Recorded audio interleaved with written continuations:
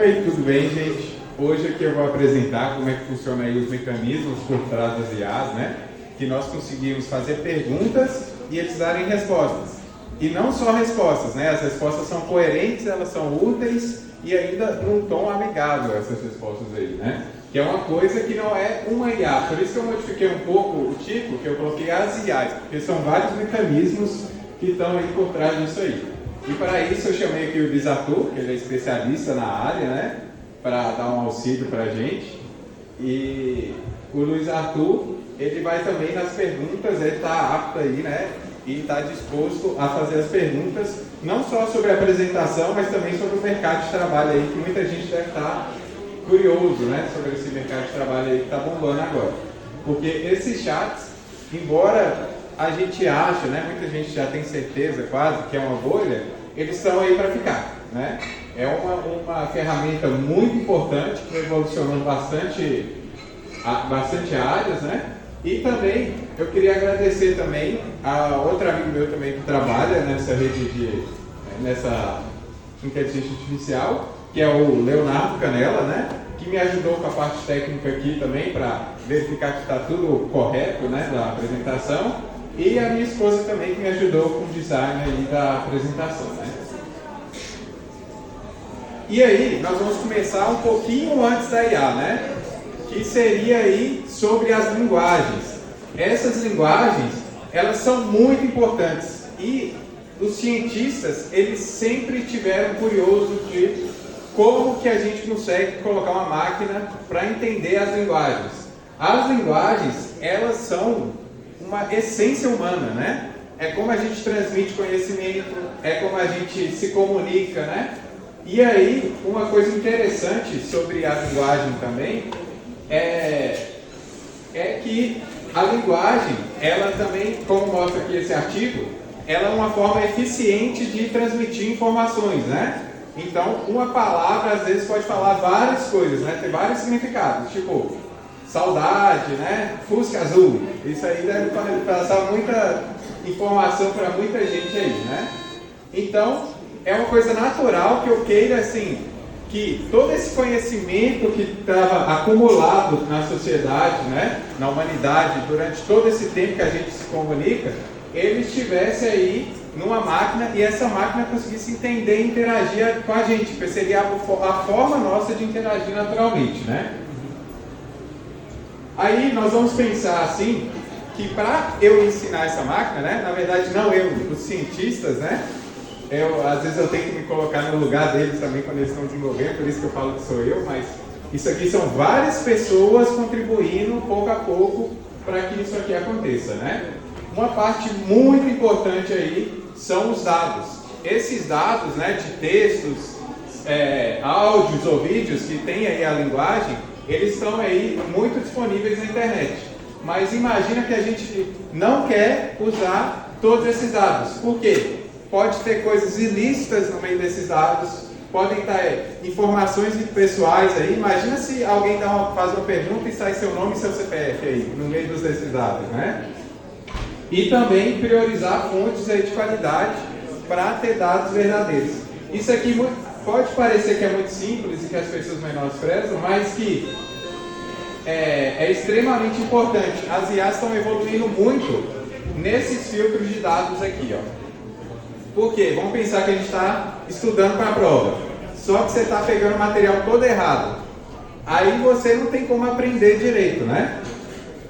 Mais ou menos assim.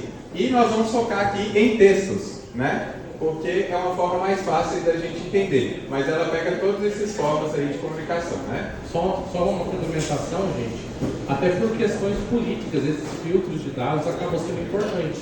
Porque à medida que as IAs usam os dados de diversas fontes, seja a receita da sua avó de uma torta de frango, até, por exemplo, um livro sobre energia nuclear de um autor famoso, as políticas vêm pressionando cada vez mais para o uso dos direitos autorais, dos direitos de imagem dessas pessoas.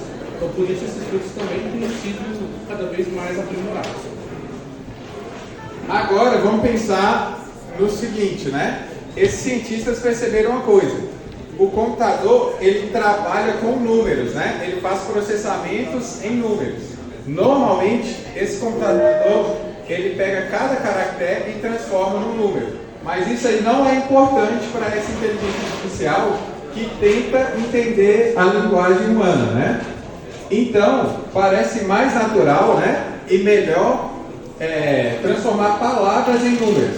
Palavras em símbolos em números. Por que isso?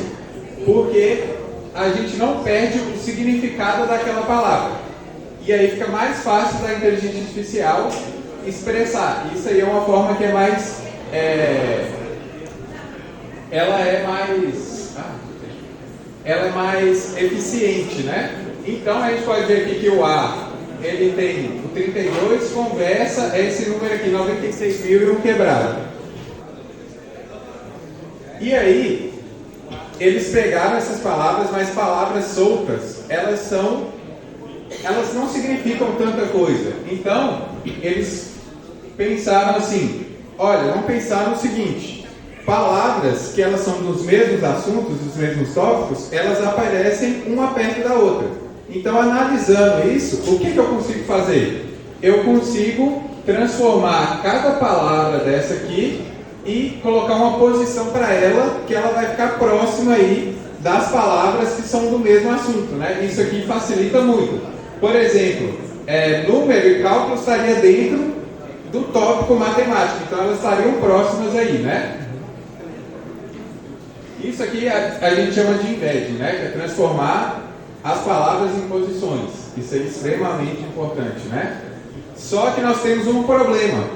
Qual que é o problema disso? A gente resolveu um problema de separar as palavras, mas nós temos palavras que elas são ambíguas, né? E aí o que acontece com essas palavras ambíguas? Elas podem estar em qualquer categoria aí. Por exemplo, vamos pensar manga de camisa e manga de fruta. Sem o contexto, se ninguém explicar nada, eu não tenho como saber o que é aquilo, né? Então, eles tinham muito problema com essa coisa. E aí, não tinha como, de forma muito simples, a inteligência artificial entender a linguagem humana, né? Aí que veio uma grande revolução, né? A Google chegou lá e falou assim, eu tenho uma solução para isso.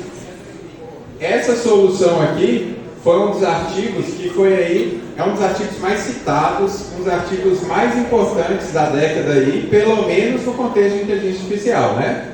Que é esse aqui, atenção é tudo que você precisa. Então, a Google, ela propôs um procedimento para eu dar mais significado para as palavras de acordo com o contexto. O contexto é o quê? É todas as informações que eu coloco de entrada no meu texto, né? Então, vamos ver aqui, ó, banco, até eu colocar outra palavra, ela pode ser assento, pode ser instituição financeira, pode ser outras coisas também, né? Só que como ela está perto aqui da palavra gerente, eu já automaticamente sei que é uma agência bancária. Então, isso aí ajudou a dar contexto para as informações. Isso aí foi uma revolução que vocês não têm ideia. Então, relacionando uma palavra com as outras, eu consigo dar mais significado para ela, né? E isso, essa técnica foi chamada de Transformer. Esse GPT, o T é Transformer, né? Gemini, Cloud, tudo isso aí são GPTs, né? E aí, eu vou explicar aqui mais o conceito do que eles fazem. Eles atribuem assim, como se fosse, vamos pensar aqui num vídeo do YouTube. Você tem lá o que você digita lá na busca do YouTube. E aí, os vídeos, eles vão ter o título, vão ter as tags dos vídeos e vão ter também uma descrição lá breve. Ele tenta associar aqui, essa aqui seria o que eu estou buscando, né? O que eu digitei lá. O K seria mais ou menos as tags dos vídeos e o V seria o conteúdo de cada vídeo. E eu relacionando essas coisas, eu consigo dar um peso de importância para cada palavra em relação à outra. Isso aqui é muito custoso, porque se meu texto tem 1000 palavras, eu vou relacionar as 1000 palavras com as outras, quer dizer, cada palavra com as outras 999, né? Então isso aqui vai ser bem custoso. E aí, a gente pode ver que após esse processamento, por exemplo, sem TI praça, elas estariam com um peso muito maior, porque eles atribuem mais significado para a banda, né? Aí, esses cientistas depois, eles falaram, ó, a gente já tem uma base muito boa agora para ele entender como que funciona a linguagem. E aí, até esse ponto, se você colocasse só palavras, você não conseguia um resultado muito bom, né? E aí, o que eles pensaram? Vamos completar textos. Vocês já viram lá no WhatsApp que quando a gente digita, ele sugere a próxima palavra? Aquilo é muito ruim, né? É extremamente ruim. Essa aqui é uma versão top de linha do que acontece aquilo, justamente por essas coisas que eu expliquei antes, né? Então, o que eles vão fazer? Eu esqueci de explicar, mas esse mecanismo que ele propôs aqui chama atenção tudo que você precisa, para ele chamar a atenção, né? E aí, eles colocam essa atenção numa rede neural, que aqui o que a gente vai encarar com essa rede neural? É uma caixa mágica. Você coloca aqui na entrada todo o texto que você tem e na saída vai sair, ele vai selecionar as palavras mais prováveis, né?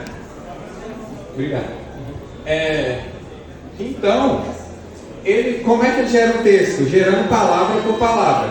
Como é que ele treinou isso aqui? Ele colocou aqueles exemplos da internet e colocou na saída aqui qual que era a próxima palavra daquele texto, para ele tentar prever nessa caixa mágica como é que ia sair isso, né? E aí, uma coisa natural disso aqui é que ele não seleciona as palavras, ele dá uma chance de probabilidade de ser as próximas. Então vamos pensar aqui, ó, a conversa parece natural, mas nasce de cálculos. Aí qual seria a próxima palavra? Estudando toda essa internet, ele viu que as próximas palavras mais prováveis eram complexos, matemáticos, estatísticos, invisíveis, ou poderia só decorar um ponto e finalizar tudo, né? Aí a gente pensa, vou selecionar mais provável. Só que o pulo do gato aqui está em não selecionar mais provável, você sortear entre essas aqui. Porque se eu colocar sempre a mais provável, vai ficar uma coisa muito robótica, muito mecanizada.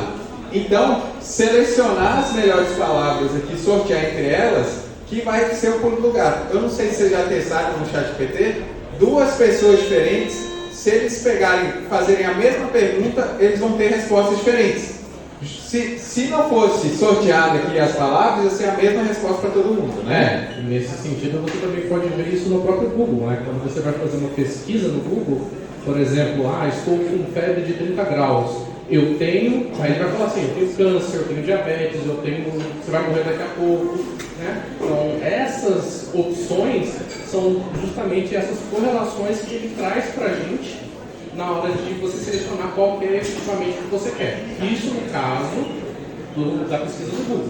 No GPT, ele vai tentar trazer essas informações mais prováveis de acordo com a temperatura, que é um parâmetro que a gente pode configurar por debaixo dos panos do seu chat GPT. Aí que eu faço a pergunta para vocês. Completar um texto é um chat?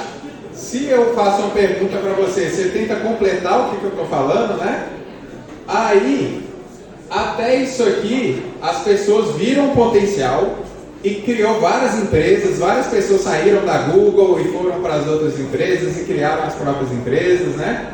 Então aqui a galera falou assim, tem como eu transformar isso em ferramentas e ganhar dinheiro, né? E a gente sabe que as empresas mais valiosas do mundo aí são dessa área de tecnologia. Então eu vou completar esse texto, aí eu mando para ele. Ele pode completar assim, achando que é uma narrativa, né? Aí eu pergunto, qual estrela mais perto do céu?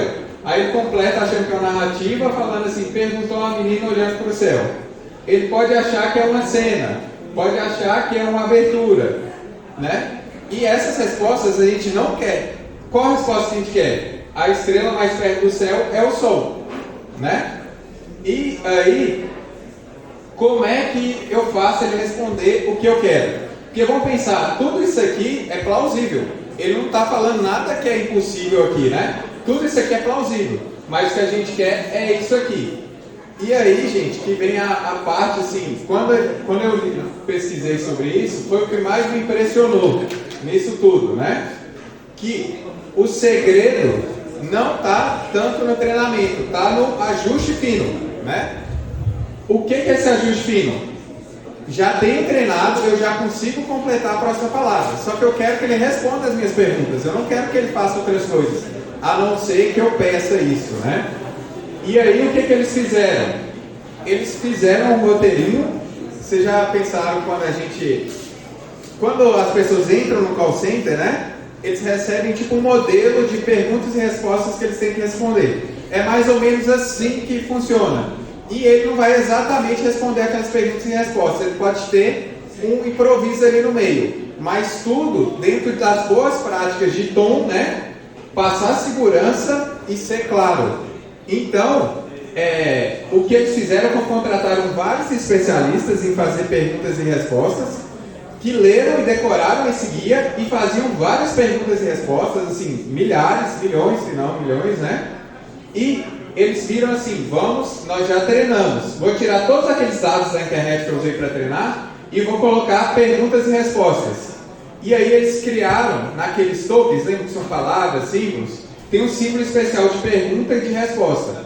Então, para treinar, ele dava um símbolo de pergunta, dava a pergunta, dava o símbolo de resposta e a resposta que ele deveria responder. Assim que ele aprende, né? Inclusive, dá para aprender coisas igual, eu não posso...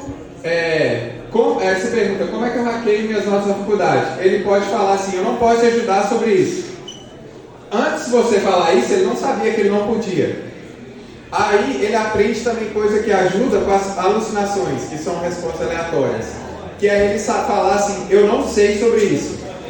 Antes ele não sabia que ele não sabia sobre um assunto, ele completava de qualquer jeito, né? Então, o que acontece?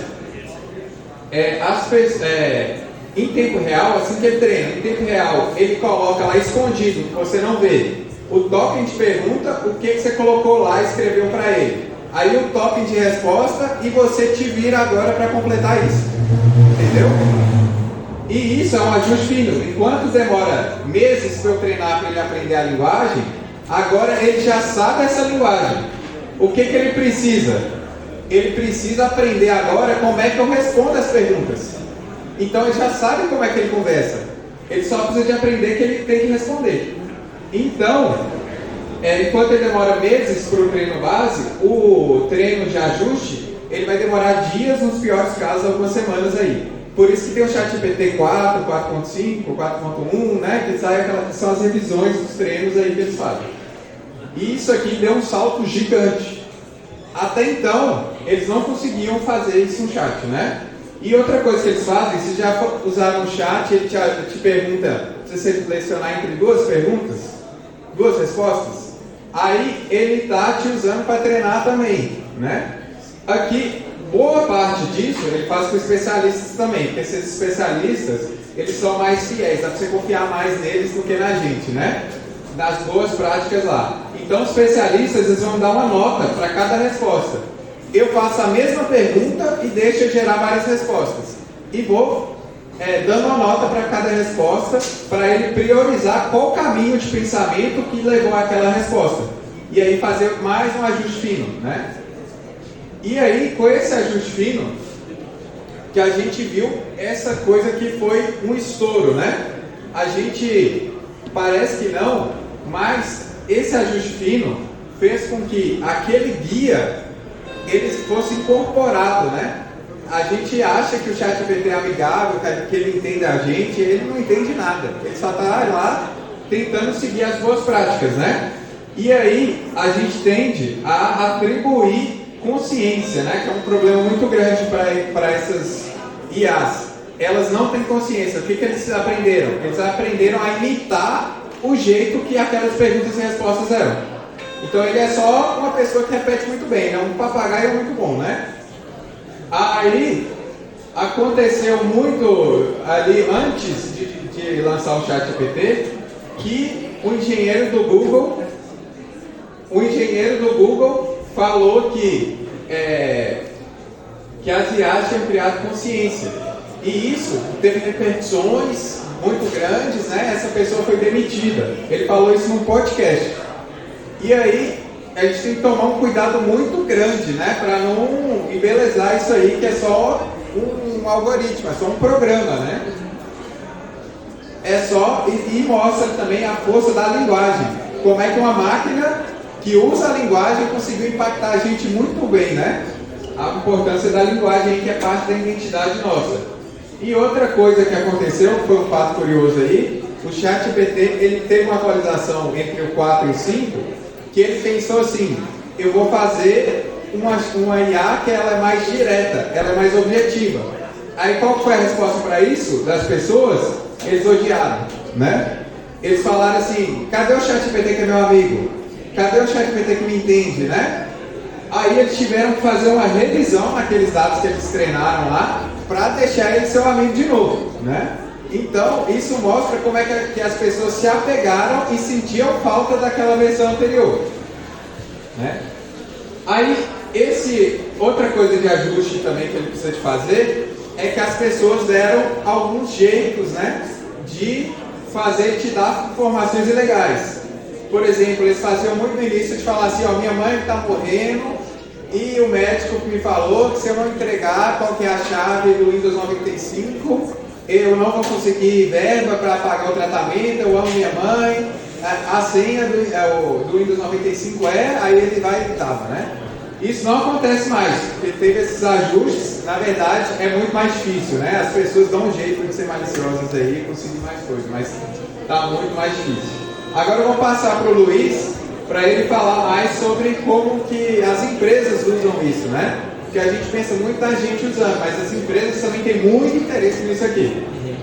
Bom, pessoal, a gente sabe que o GPT ele é um modelo que foi treinado com múltiplos dados, né? Como eu falei mais cedo, ele usava desde a receita da torta de frango da sua avó até, por exemplo, um livro de energia nuclear de um autor muito famoso aí no ambiente internacional. Então, esse tipo de generalização não é muito interessante para empresas, porque no final das contas a gente está querendo lidar primeiro com dados sensíveis, né, que são dados privados, e segundo também com temas específicos da área de atuação de cada um, né? Então, a gente pode criar, por exemplo, uma pastinha para o nosso setor que a gente quer trabalhar e usar como contexto esses documentos específicos. Então, para isso, a gente usa uma terminologia chamada RAG, que é a parte de geração aprimorada por recuperação desses arquivos. Só que nesse cenário, né, a gente pode usar, por exemplo, documentos em termos de indo para a indústria, por exemplo, treinamentos sobre um determinado tema, né, aulas sobre um determinado assunto, resultado de modelos de machine learning, por exemplo, quando você quer fazer, por exemplo, uma análise de um perfil de consumo de um cliente, né, se você for para a área de mercado. Então, você pode usar todas essas informações privadas e você usa essa estratégia que se chama RAG para poder focar a sua resposta do ChatGPT única e exclusivamente a esses documentos. Então, isso seria como se fosse uma pastinha com todos os documentos da faculdade que vocês estão utilizando. Uma forma de você aprimorar essa busca seria você separar essa pastinha por vários temas. Por exemplo, quero trabalhar com uma pastinha falando de cálculo, uma pastinha falando de física, uma pastinha falando de culinária, porque eu gosto de culinária, eu faço muito como hobby, por exemplo. Então, por quê? Porque quando você for procurar, por exemplo, pela palavra o que é integral, se você for na área de culinária, a pessoa vai achar que é uma massa integral, né? Uma farinha integral. Mas na área de cálculo a gente sabe que é aquele símbolo para representação de área, ou volume, né? Ou então até um contorno. Então, se você separar isso em várias pastinhas com vários temas, você pode mudar o contexto de acordo com o seu prompt. E aí isso também é uma ferramenta que a gente utiliza bastante na indústria, que chama de MCP. Se chama Model Context Protocol. Com base em cada tema que você está trabalhando, você vai selecionar um prompt aprimorado para buscar essas informações exatamente na caixinha que você separou. Bom, fora isso, tem muito mais coisas, mas aí a gente pode ir avançando na apresentação. Sim, ó, sem dúvida, gente. Ó. Vinícius e Arthur aí, gente. Antes de abrir para perguntas, eu vou pedir para ser bem sério, tá? Para ser blocado aí. Eu queria agradecer a presença do meu camarada João Fracaro aí, que veio prestigiar a gente também, né, da prefeitura. E rapidamente, alguém tem alguma pergunta? Aproveita e um cara da área de atuação, que trabalha com isso no mercado,